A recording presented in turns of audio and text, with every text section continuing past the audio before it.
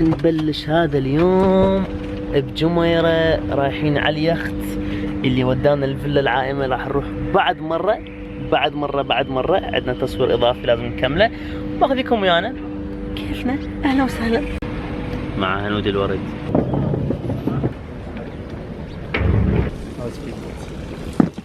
كابتننا الورد يوصلنا ويرد. طبعا كلب احنا ما نحتاج نصور من جديد، بس انا كل اسبوع راح اجي هنا دا احس نفسي انه عندي باخره.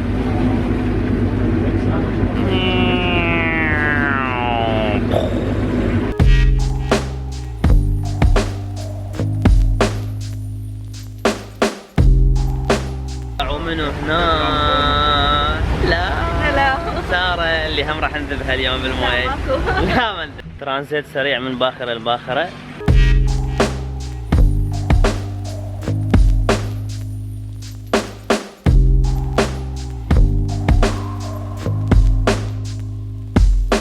هالمرة سمك أكثر ها؟ الجروب أصغر، ذيك مرة شافوا هواي ناس اخترعوا استحب. الله الشنونة كل وحدة. الشنونة وفحم مال منقلة. ليش ما تسوي لي تخفيض سارة؟ لا أريد أقعد الصبح هيك أتغازل ويا السمك. والله هيك فد صبور زبيدية مصموطة. الله تتصور السمك يعرف بالكونسيبت مال مصموطة، يعني تتصور هو بالماء يعرف إنه يوم من الأيام راح يطلعوه يجففوه شهر بالشمس. ينصدم والله يحتاج لدكتور نفساني. مرتي المستقبلية شدي حيلك انت يا مشتغلي، يعني مو بس انا اجمع اشتري فيلا. شو حبيبتي خاطر شنو يعني؟ خطوه مني شو تصير؟ خطوتين. اطفالي المستقبلين مو عبالكم ابوكم كان طاق وصار بخيل من انتم صرتوا. ترى طلعت كلها ببلاش، انا ما صارف شيء من جيبي الله وكيل، بس لفت همبرجر. اوكي يلا الغدا صار. يلا بسرعة. لقطة لؤي راح يروح يتعرف على السمك. رايحين مشاية إلنا نخطب سمكة. يا شايف خير ومستاهل. اكو قرش هنا؟ ايه لا بشرفك. شنو من قرش هذا يجي يوم خميس؟ شو قلتي؟ عبرت الشط على مودي؟ لا عبرت الشط لان المي مالح عرض اوصل القاع. هذا لؤي واقف هنا كشش كل السمك كله راح من هاي الجهة.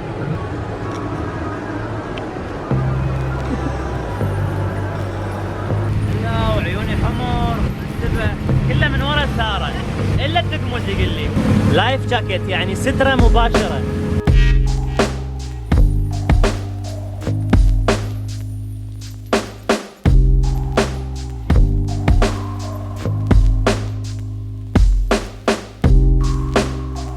الله ما اروح على الاجواء الرومانسيه، والله مو مال واحد سنجل ويجي هنا، مال واحد البوم. قويه. لا شو تقولون؟ قويه عبرها مشكله.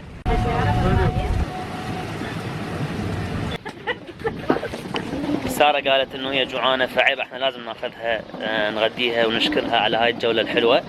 كل اللي قلته هسه حاليا لا تصدقون به، وانا جوعان وانا جبرتهم من والله ميت الجوع اصلا. ساره نعم تدرون شنو خلاني اجوع؟ النزله بالمي، المي كان مالح وانا من اتحسس الملح تاكل ويا بوتيتا؟ لازم بوتيتا.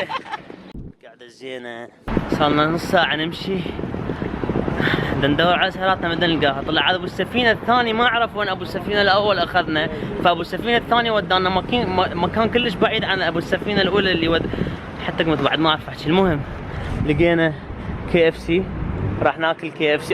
لقطه رومانسيه ما اقدر اطخ الورده لان لازم الكاميرا راح اوقع. اذا اوقع هذا اخر فلوج الي. كنت متشرف بمعرفتكم وانا جدا حبيتكم. ديروا بالكم على نفسكم. واذا فرات الحيدر سوى فلوجات سووا له سبسكرايب. لو هارديز. هلو Is it me you're looking for? اكثر لحظة متعبة عند المرأة هي من تحبل وتجيب.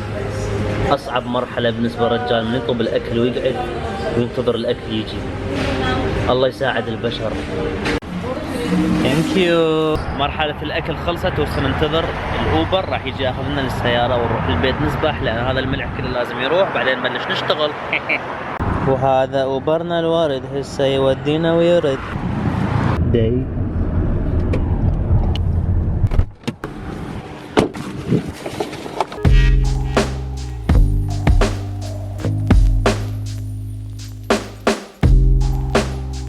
ودي شكرا التوصيله. ايش تتمنى للمتابعين؟ والله نتمنى لهم يستمتعون بالفلوق الجاي. الله مهند ما يحكي، مهند مثل الذهب يطلع مره بالسنه والكل تتراكموا عليه تريده. ذهب ذهب. هلاو.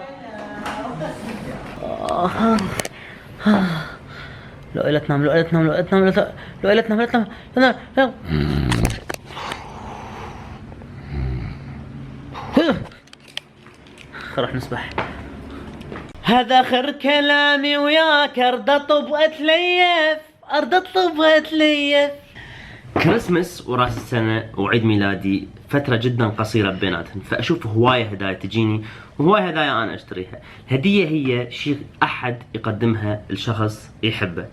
أكو عدة أنواع من الهدايا. الهدية نشتريها على السريع لأن هو واجب. الهدية اللي احنا نعرف هذا الشخص زين فندور عم نلقى الشيء اللي يلائمه، أو نشتري الشيء هو محتاجه، أو هدية مثل الهدية اللي هدا ليها رواد، اللي هي أحلى هدية اجتني بكل أعياد ميلادي. رواد كان فترة طويلة من حياته يختل بغرفته وما نعرف شنو يسوي، وفجأة نفتح بابه ونلقى مصمم مطار كامل من كاغد وخشب وحديد.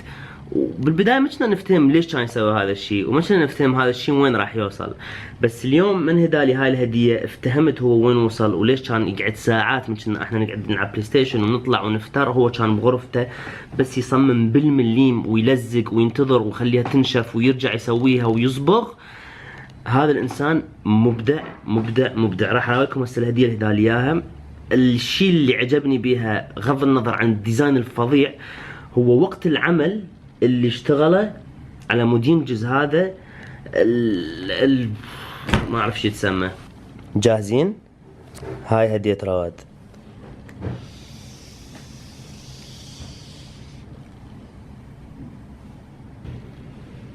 ما اعرف شو اقول. اوكي، قطعة خشب حط عليها سيارة، سوى حائط ورا وكأنه جراج، طبع ذني الطبعات الصغيرة مال بترول ستيشن مال امريكا، طبع قطع مال بغداد، قطع مال سيارات، جاب كل الاشياء هيك معدات صغيرة هي ما لها علاقة بالسيارات بس من حطها بالديكور طلعت وكأنه شبه سيارات. هاي كلها سوالف مال ساعات. هاي حشاكم الزبل، هاي اكيد قبق مال كريم او عطر. وهذا المحرك الفي 12 هو عبارة عن قراصتين لازقهن سوا وماخذ الطوبات مال الكريسماس ذني الفوقهن اللي يتشكلن وحاطهن وكأنه هن البوجيات. وهاي كل الحبشات اخاف تردون تصلحون السيارة. رواد شكرا على هاي الهدية الرائعة وشكرا على وقتك، وراح اعتز بها واحتفظ بها وما راح اخلي اي واحد يطخها من ضمنهم انا. اللي يريد يشوف اعمال رواد الثانيه عنده هواي اشياء يسويها، تقدرون تتابعون قناته على الانستغرام وتشجعونه على مود يستمر بهذا العمل، وان شاء الله يوم من الايام نشوف اعماله منشوره على ويب سايتات او بمحلات ويتوفق بهذا العمل الجميل، لان فعلا قطعه ديكور جميله وغريبه وبعيده عن الاشياء اللي احنا دائما نشتريها، الكريستال والدباديب وهاي السوالف. فرواد شكرا. وصلنا هسه أنا ديز أون فليك. لوك اليوم آيس كريم بالفستق، يعني موعد مال قرودة لو شنو بنص الغابة. هلا سارة. باردة؟ دبي باردة؟ ثلج. جاية من هولندا تقول دبي باردة. ثلج. شلونك؟ يعني زينة. شنو زينة؟ راوينا الطاقة الإيجابية، بوزيتيف انرجي. زينة. يس زينة. اي سعيدة انه انت كبار السنة. زينة؟ ليش الله يساعد ريم على شنو؟ الله يعني ما يقدر واحد يحكي وياه conversation serious، راسا يقلبها على joke. والمشكلة هذا كله وانا اللي اسوي المواعيد. خلصنا هسه باللقاء الجميل والرائع اللي طول 4 ساعات ويا سارة وغادة، كلش ونسنا وياهم، وهسه رايحين دبي مول منا. بعد تحشين بالشعر؟ دا اسولف لهم من ساعة انه يعني هن 4 بنات قاعدات وانا بوحدي، اوكي، هن يحشون بالشعر والميك اب، انا مالي دخل الموضوع، فافتح تليفوني، من افتح تليفوني بقولوا لي ها انت على تليفونك ما تحكي ويانا، شو احكي وياكم؟ انت مو اجامل صايره. اجامل شنو؟ على السشوار لو على البيبي ليست تستعملينه؟ اوكي، ترقبوا قريبا فلوجات عن الشعر. ترقبوا ريم بيوتي. دبي مول هسه. البنات يحتاجون تكرمون حمام، فودتنا على الحمام وفلتت، ابدل الجنطه مالتي، فاحنا ما يندلن دبي مول، فراح يظلن ساعتين يفترن ويدورن، انا راح شنو ارتاح شوي، انا سطرني. اللي يسالون ايش قد طولي، انا مو قصير بس انه يعني شو اسمه.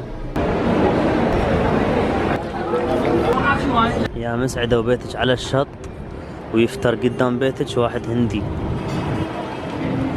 امي لو هيك ما مر لو ما اريد. اما اللوك مال مروه اليوم فظيع فظيع والله. اللوك مالتك يدرس صح؟ اي ممكن ادي دروس على فكره عادي. هاي مين يا مروه؟ بس شاهد الراوي. جميل. هي مو كاتبه؟ كاتبه كلش مشهوره. كلش مشهوره. ايش رايك بالعراقي؟